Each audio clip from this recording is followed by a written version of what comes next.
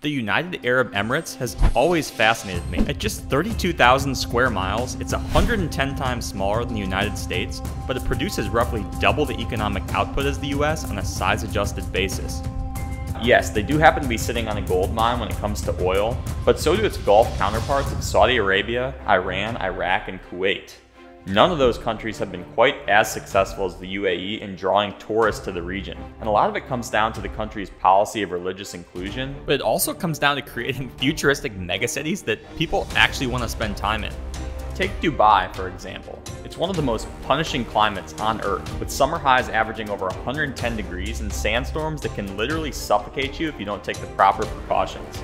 Locals often joke that the city has two seasons, hot and very hot.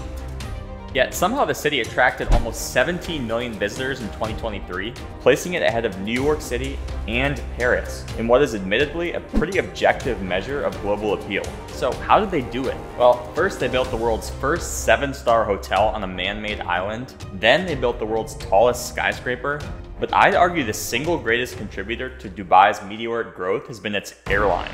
Emirates has helped put Dubai on the map, leveraging its massive wide-body fleet to funnel 50 million passengers through the country annually. The company has invested billions in the customer experience, from lounges to seats to food and entertainment, separating itself from the pack in an industry where it's increasingly hard to differentiate. In addition, Emirates has one of the most diverse, well-trained crews in the world. On the average flight, you're likely to encounter upwards of 10 nationalities and 5 languages.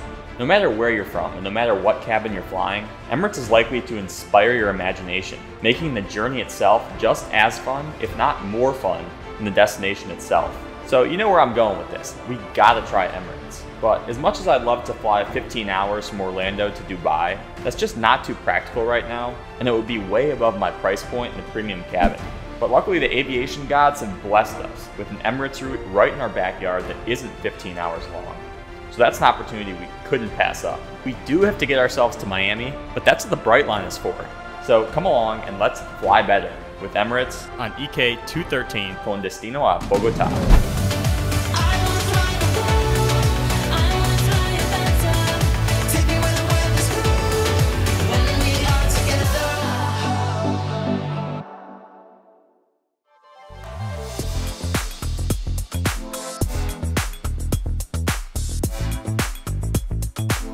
Good morning, welcome back to the channel, and welcome to Orlando, Florida. It's about 5:15 a.m. on a Friday, and we're about to catch the 5:25 a.m. train to Miami. Good morning, Brian guests.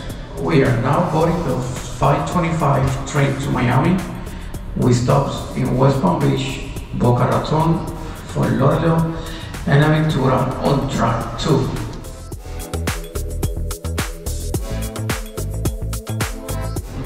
Alright, we're on bright red today. First coach here is premium, then the next 3 are smart class. We made our way to coach 4, seat 7A, and settled in for the 3.5-hour ride down to Miami.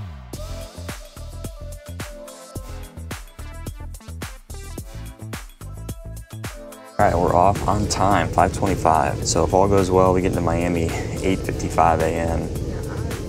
Then the flight to Bogotá departs at 12:05 from Miami Airport.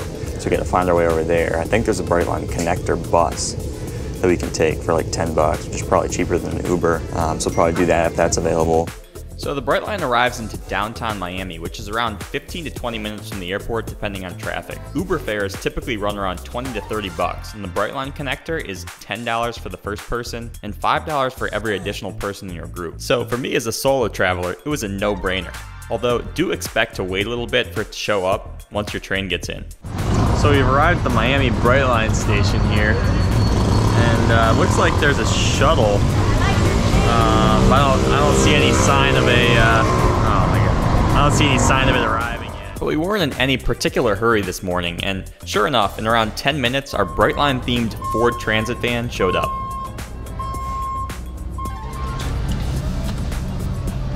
What airline? Emirates. Okay.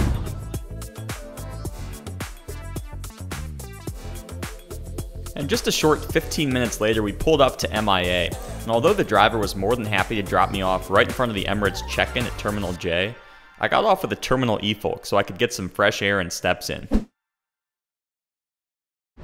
All right, $10 later and 10 minutes later, we are at MIA, Miami International. I think Emirates is all the way down at check-in area H or J, but I just got dropped off wherever the JetBlue counters were, and then we're just gonna walk the rest of the way, get those steps in before the flight. But everything's going suspiciously smoothly so far, so hopefully that continues in a bit here. And walking to Terminal J, I was immediately reminded of how many cool and unique airlines fly out of Miami, especially to Latin American and South American destinations. So that would be the other way we could get to Bogotá, is via Avianca, although I've not heard good things about that carrier, so I think Emirates is the play here. And speaking of, here we are at door 30, which I believe is the very last door on the departure corridor. Let's head inside and get checked in. Oh, and if I didn't already make this clear, we're flying good old economy today, so no special line cutting privileges or priority queues for us. So the line here looks like it's about 20-ish people long right now, but it seemed to be moving pretty quickly. And indeed it did. About 10 minutes later, I was directed to counter 609, which was technically a first class counter, but there weren't any first class passengers in sight, so they were effectively repurposed to help clear the economy line. Which seems like it would be common sense from a business standpoint, but you'd be surprised how many airlines don't do this.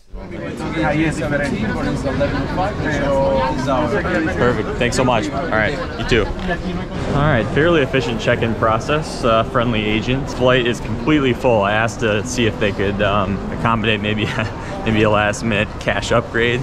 Throw a bone my way, but it's not our day in that realm. But hey, it's Emirates. Any seat on Emirates is living like royalty. So we got a window seat towards the back of the plane where the cabin narrows out, so it's like a two-seater.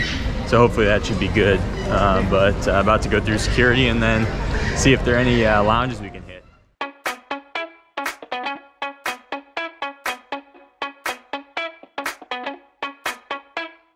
All right, security done. Spits us out here like right between Concourse H and Concourse J. We were at checkpoint 9. Super easy, but now we're faced with a tough decision of whether we walk all the way to Concourse D to check out the Centurion Lounge. We'll probably have a pretty good selection of food, or we stick with the Turkish lounge here. Might as well, since it's right in front of us.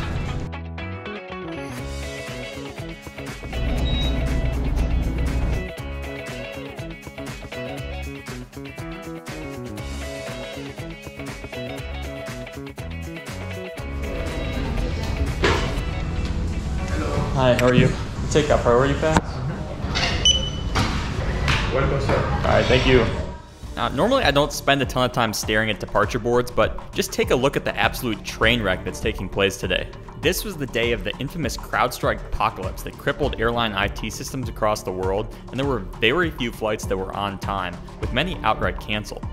The outage seemed to impact Delta the most, with the carrier reporting more than $500 million in incremental costs tied to the disruption, but lucky for me, Emirates did not seem to be affected. At any rate, because of this, the Turkish lounge was pretty mobbed, and I was honestly surprised they let me in with priority pass. It's a bright space with solid views and decent food selection, albeit more geared towards the European and Middle Eastern crowds. It was around 10 a.m. and there were no eggs or yogurt in sight. I think they may have been in the middle of the breakfast-lunch transition though, so I won't fault them for it. But back to the window. Here's our Boeing 777 pulling into gate J17 after its 15-hour, 7,800-mile flight from Dubai. Definitely glad I wasn't in seat 47 kilo for that one. Moments after parking at the gate, our plane was swarmed by various ground equipment to get her ready for her next flight, with the highlight being these catering trucks. Doe & Co. is widely regarded as one of the best in-flight caterers in the world, and it seemed that even back in economy we'd be treated to some of their gourmet delicacies, so I was pumped. Let's get on over to the gate, with a couple plane spotting and snacking pit stops along the way. Got a nice Latam Dreamliner out there, looking pretty. Such a weird assortment of planes here in the J concourse. You got Latam, you got Emirates, and then you got Spirit. I love it.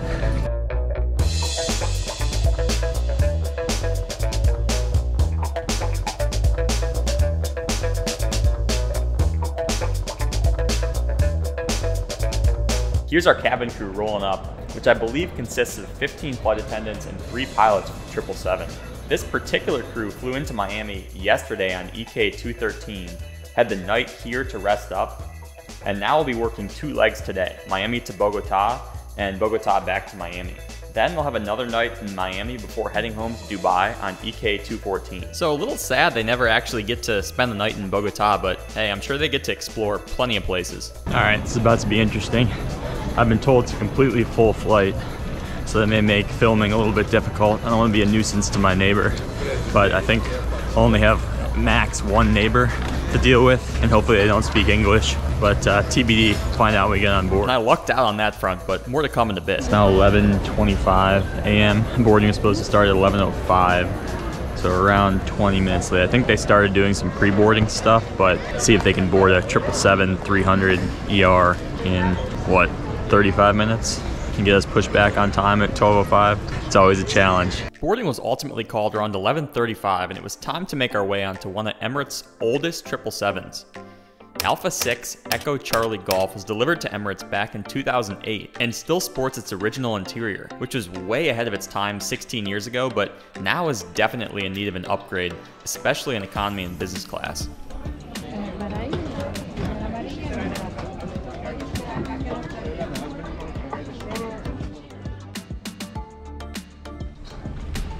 Alright, luckily I think back of the bus boards first here, Zone C. I think I'm like third or fourth row from the back, so that was the zone they started with for economy. It was like first business and then C, B, and then A or something, if that makes sense.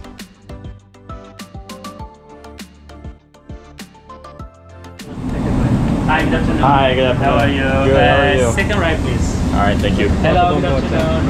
First right, please. Alright, so it's going to be a long way to our seat. First, we pass through this 4-row business class cabin with the ancient angled lie-flat seats.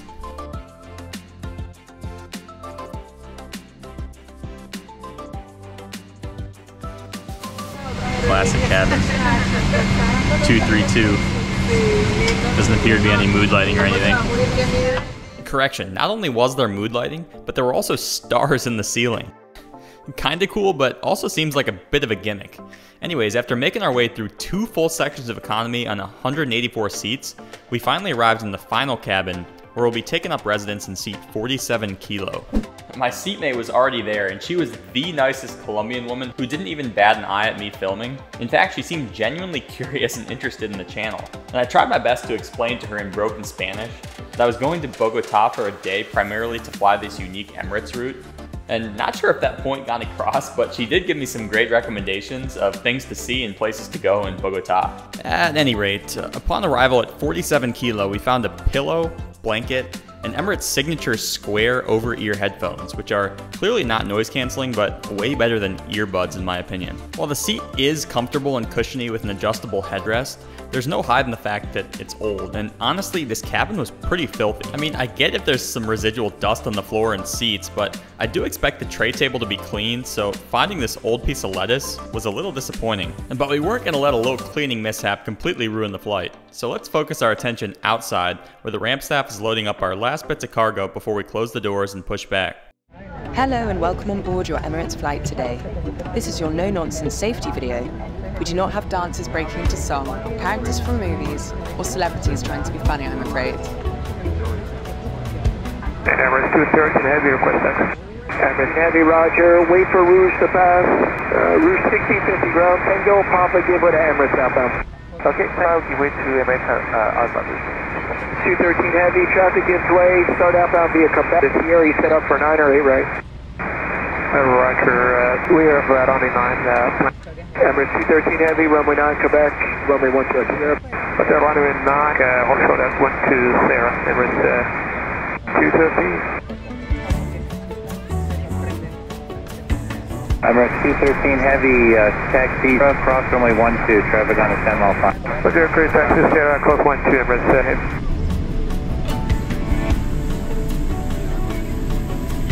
Emirates 230, this is one of our customers has license passport, and we're trying to coordinate with our ground staff. If there is any chance we can stop somewhere around here or forward until we sort that out. I didn't get any of that. Who called any? Emirates 213. Alright, hold short of the next intersection. Let me know when you're ready to. Yes, sir, holding short. Yeah, not sure what that was about, but it resolved itself quickly, and pretty soon we were on frequency with Miami Tower, which is when the real delay happened. Emirates 213 Heavy, continue our monitor tower 123.9. Emirates 213, ready. You just got to the runway, there's a lot more aircraft there waiting up the same way. Copy. Emirates 213, flight delay for you, just got there, we're following traffic off the north side. Yes, sir, Emirates 213. Emirates 213, any idea how long? Emirates 13 Heavy, I think we're following about 3 or 4 more. Yes, sir, thank you. Emirates 213 Heavy, runway 9, line of Boeing.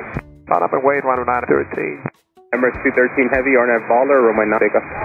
RNAV Baller, line of 9, Takeoff, 213.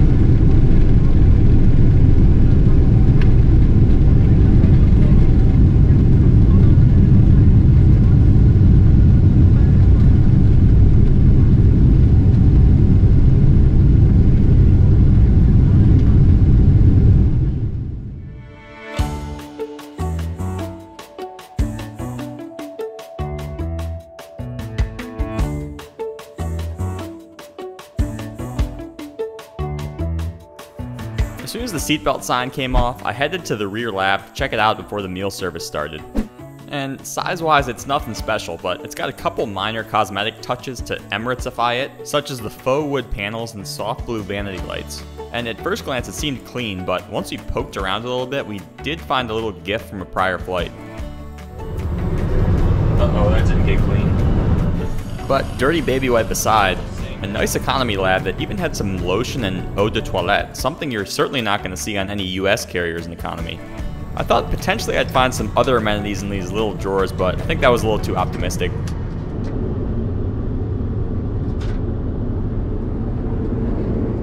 Once I got back to my seat, probably around 20 minutes into the flight and just after reaching our cruising altitude of 37,000 feet, the crew already had my meal whipped up. It's probably like 15 minutes after takeoff and the gluten-free meal already showed up.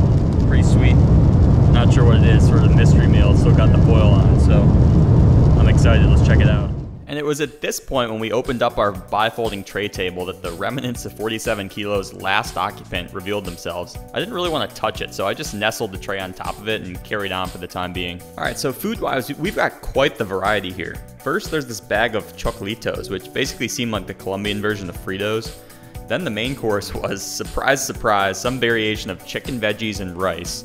And that was accompanied by a salad, some dried fruit, and some vegetables and hummus. 3 pieces of veggies. Gotta make them last, take really small bites. But hey, overall, especially factoring in the entree, this was plenty of food. Excellent variety of flavors from sweet to savory, excellent variety of textures from crunchy to chewy, and I was impressed. Dried strawberries, delicious. What was kind of odd though is how long it took for the regular meals to come out. My seatmate didn't have her barbecue chicken until probably around 30 to 45 minutes after me and well after I was finished. Alright, it's like 20 minutes after the meal service ended. We're stopping by with some coffee and tea service. Very classy touch. How was the gluten meal? Oh, it was great. Yeah, thank you for asking. My wife is also gluten intolerant. Oh yeah? Did she have celiac or? For Turns out she did not either, but we did have a nice little laugh about how chicken and rice were basically the only thing they ate for months. And even though the soda water wasn't part of the coffee cart, the crew gladly went and got me some from the back. Thank you so much. Alright. Drink in hand, we busted out the laptop to check out the Wi-Fi situation. And let me just say up front that Emirates Economy doesn't make a great office. There's not enough space to fully open up a 15-inch laptop, and the Wi-Fi system itself is ancient and borderline useless. Emirates does have in-seat power though, both a traditional outlet and USB. So if you brought a device preloaded with your favorite shows or games or whatever, you should be able to keep it alive through the flight. Though I will note that the charging seemed pretty slow, so I'd probably bring a power bank just to be safe. Now, I think Emirates can get away with this setup for the time being because it's betting most travelers on these routes will be in vacation mode, i.e. not trying to be on Wi-Fi, and its entertainment system is pretty well stocked on the balance. though these systems are old and have a tendency to crash. So by this point in the flight, we had already traversed Cuba, Jamaica, and most of the Caribbean Sea, and we were about to make landfall over Barranquilla, one of Colombia's northern coastal cities. The crew came by one more time with the drink cart, which is much appreciated. Then we began our descent down into Bogotá.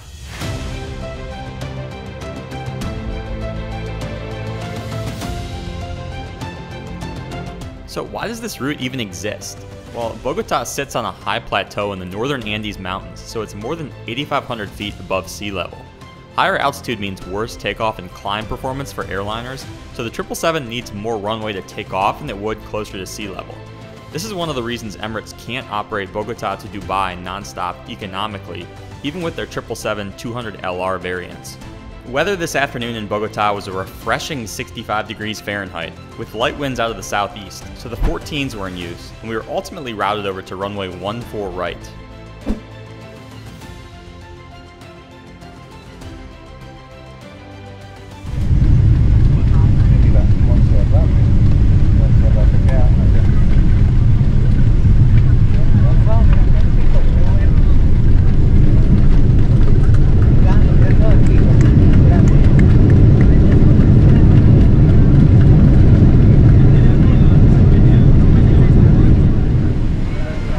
Ladies and gentlemen, welcome to Bogotá, Eldorado International Airport. The local time is 3:10 in the afternoon and the temperature is 19 degrees Celsius.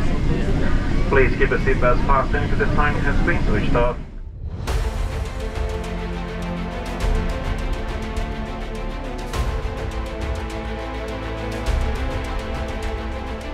Alright, as we're making our way over to Terminal 1, let's take a second to reflect on the Emirates economy experience. The base ticket cost me $465 USD round trip. Then I paid $42 each way to select seat 47 kilo, bringing the total to $549 all in. I think I technically could have gotten this flight for as little as $350 if I went the economy saver route, which comes with slightly more restrictions. But any way you slice it, Emirates offers competitive fares on this route, and the Emirates saver fare is more generous than the basic economy fares on American, Avianca, and LATAM. So I'm inclined to say Emirates is a no-brainer if the flight times work for you, with the following caveats. If you value productivity over all else, Emirates falls way short with its abysmal Wi-Fi. The charging ports are nice, but they're not always switched on and they charge slowly. This may change, the 777s are retrofitted, but for the time being, EK has been using some of its oldest planes on this route. And second, Emirates only operates one flight per day, and it comes in from the other side of the world, so if that plane from Dubai is delayed or cancelled, your options for rebooking are limited. If you can get comfortable with those, and the likelihood that your flight will be completely full, at least on the Miami-Bogotá segment, Emirates is the clear choice, offering a full meal, free alcohol, and seatback entertainment and economy. Though I do acknowledge the bar is low. They aren't exactly competing with Qatar or Etihad here. Said another way, I don't think Emirates puts its best foot forward on this route, but it's because they don't need to. Still, the crew were fantastic and lived up to my expectations, going out of their way to address passenger frustrations with the broken IFE screens and power plugs, in addition to completing the full meal service with a smile on this flight that's admittedly much shorter than what they're used to. Bye, thank you so much. Bye-bye. Thank you, guys. Oh, wow. Alright, definitely freezing the frame there for a second for one last glimpse of that GE90, also known as the world's largest jet engine, putting out roughly 1,300 times more thrust than the Wright Bros' original engines back in 1903. Back then, the UAE clearly didn't exist, and Dubai looked something like this, a small port city dependent on fishing and a declining pearl industry. Who could have predicted the transformation that would occur over the next century, turning the Gulf outpost into one of the world's coolest cosmopolitan communities and the de facto HQ of the King of the Skies? Now, please do keep in mind that I've never actually been to Dubai, so I'm certainly not an expert, but this trip on Emirates gave me a little bit of a taste of the city and its culture, and I really hope to get over there soon. In the meantime, we were perfectly content to explore the classy Colombian capital, even if for 24 hours. I really do appreciate you guys joining me today, and I wish you the safest and happiest of travels wherever your journeys may take you. Hasta luego from Bogotá.